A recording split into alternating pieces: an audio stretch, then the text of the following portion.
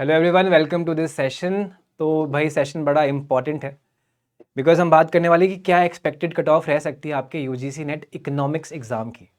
तो पहले भी हमने एक सेशन ऐसा किया था जिसमें हमने बात करी थी क्या कट ऑफ रह सकती है, बट अभी हमारे पास डेटा और आ चुका है, हमारे पास आंसर की आ चुकी है। We have the answer key, we have seen the questions now, we have seen the answers now. कितने क्वेश्चन ड्रॉप होने वाले ये हमको मालूम है। तो उसके बाद अब आप क्या एक्सपेक्ट कर सकते हो कि कट ऑफ कितनी रह सकती है, उस पर हम बात करेंगे। तो let's start with the discussion.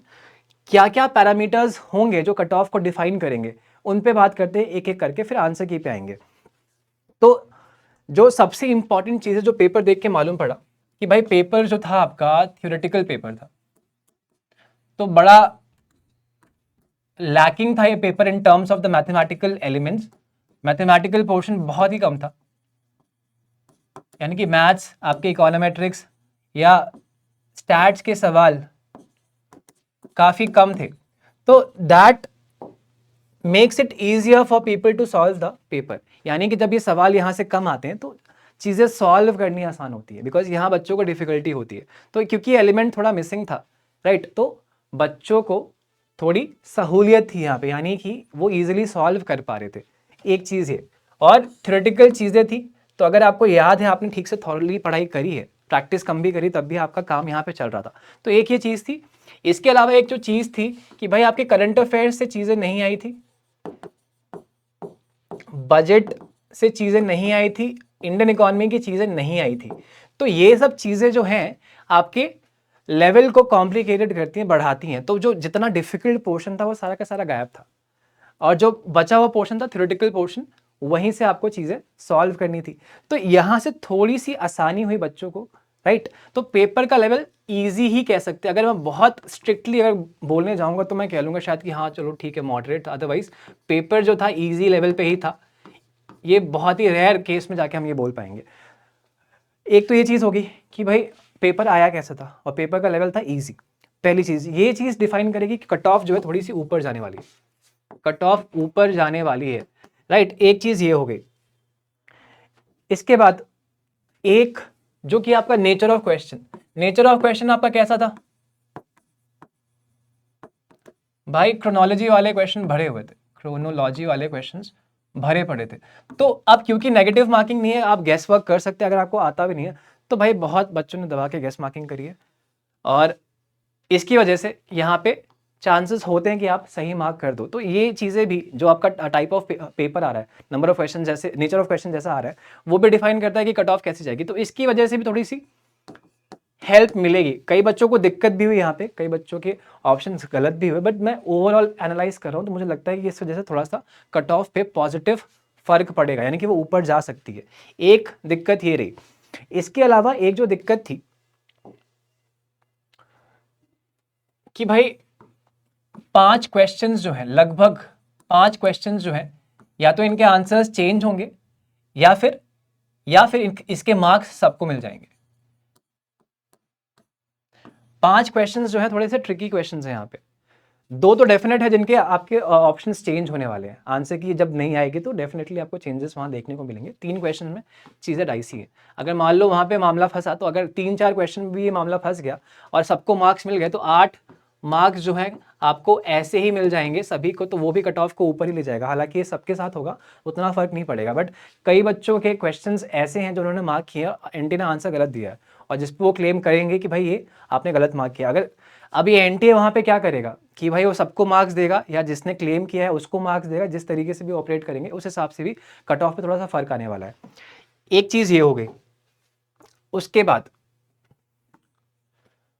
अब कट ऑफ जा कितनी सकती है, क्या रहने वाली है कट ऑफ? तो पेपर का लेवल जो है मेजरली आपके लास्ट ईयर वाले पेपर, लास्ट ईयर के पेपर जैसा ही था। तो कट ऑफ जो है मेरे को लगता है, मेरा एनालिसिस ये है कि अराउंड आपके 210 मार्क्स के आसपास ही जाएगी। 200 के आसपास तो रहना ही है इसको, 200 से ऊपर ये कट ऑफ रहेगी।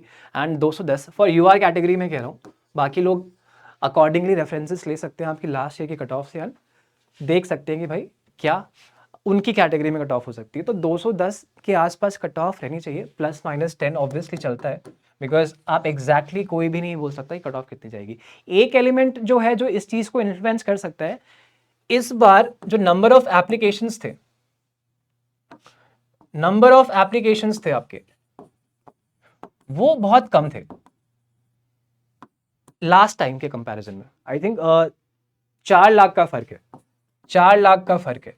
अब हमारे सब्जेक्ट में क्या इम्पैक्ट रहा है इसका, इकोनॉमिक्स के पेपर में क्या इम्पैक्ट रहा है, कितने बच्चे आए थे, क्या कम बच्चे देने आए थे। अगर बच्चे कम देने आए थे तो कट ऑफ नीचे आ जाएगी, तो ये नंबर बड़ा मैटर करेगा। अब इसके बारे में हमारे पास इंफॉर्मेशन नहीं है, अगर बट मैं इस चीज से अगर निकालूं कि भाई 4 लाख बच्चे कम एग्जाम में बैठे कंपेयर टू लास्ट ईयर, तो इस चीज का इफेक्ट कट ऑफ पे रहने वाला है। लेकिन ये तो श्योर है कि भाई 200 के आसपास कट ऑफ डेफिनेटली रहेगी, इससे नीचे तो नहीं आएगी यूआर के लिए। अगर बहुत इसका इम्पैक्ट रहा तो आप 200 के आसपास कट ऑफ देखेंगे, बट अगर नहीं इम्पैक्ट रहा इस चीज़ का कि नंबर ऑफ बच्चे बहुत कम थे, तो उसकी वजह से कट ऑफ जो है आपकी 210 के आसपास रहनी चाहिए। मेरा एनालिसिस है, मुझे ऐसा लगता है।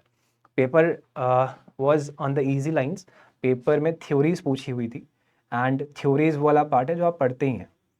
दिक्कत आपकी आती है जब आप प्रैक्टिस नहीं करते हैं, जहाँ पे आपका मैथमेटिकल पोर्शन है, तो वो पोर्शन वैसे ही मिसिंग था। या फिर जो आपका लेंदी पोर्शन है, बोरिंग पोर्शन है इंडियन इकोनॉमी का, या जो आपका करंट अफेयर्स का पोर्शन है जिस पे आप कम ध्यान देते हैं, तो वो चीज़ें थी नहीं इस बार।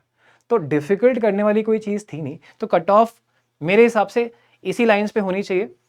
इस चीज़ का नंबर ऑफ एप्लीकेशंस का क्या इम्पैक्ट रहेगा, वो कट ऑफ को काफ़ी इन्फ्लुएंस कर सकता है कि अगर बच्चे बहुत ही कम आए थे तो कट ऑफ कम हो जाएगी, अगर बहुत बच्चे आए थे तो कट ऑफ बढ़ सकती है। और तो this is the analysis for the cut off. I hope it made some sense, and कुछ ऑब्जेक्टिविटी रही इस बातचीत में, एंड होपफुली आपका रिजल्ट जल्दी ही आएगा एंड हमें मालूम पड़ जाएगा कट ऑफ क्या है। बट हाँ, इसी लाइन या इसी मार्क्स, इन्हीं मार्क्स के अराउंड आपकी कट ऑफ रहेगी।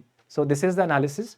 So this was all for this session. आपको यही इन्फॉर्मेशन आप तक शेयर करनी थी कि यार कट ऑफ कुछ इस तरीके से रह सकती है, तो होपफुली आपके कुछ काम आएगी, आपको कुछ राहत मिलेगी। अगर जो इसके अराउंड स्कोर कर रहे हैं, इसके ऊपर स्कोर कर रहे हो, तो शॉर्ट है कि उनका जेआरएफ हो जाएगा। मैं जेआरएफ की बात कर रहा हूँ, फॉर जेआरएफ, मैं नेट की बात नहीं कर रहा।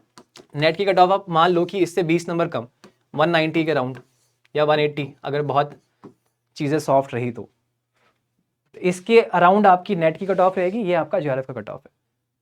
तो आई होप ये आपके काम आएगी इन्फॉर्मेशन, आपकी नर्व्स थोड़ी शांत होंगी यहाँ पे, जो भी ठीक ठाक स्कोर कर रहे हैं यहाँ पे। कैटेगरी वाइज आप अपने हिसाब से मॉडरेट कर लीजिएगा। So this was all for this session. I hope it was informative for you, and I will be here with more such sessions for you. तब तक आप लोग ध्यान रखिए, आराम से पढ़ाई करिए, अगले सेशन की तैयारी करिए। अगर आपका स्कोर बहुत अच्छा नहीं आ रहा है, होपफुली आपने आंसर की चेक कर ली होगी, तो उस हिसाब से आप अपनी फ्यूचर की प्लानिंग करिए। तो बिल्कुल टाइम वेस्ट करना नहीं है, जो भी हुआ वो हो चुका है, लाइन ड्रॉ करिए, आगे बढ़िए, आगे देखिए, एंड जून 25 की तैयारी स्टार्ट कर लीजिए। So I will see you soon. तब तक के लिए ध्यान रखिए। Thank you so much, take care.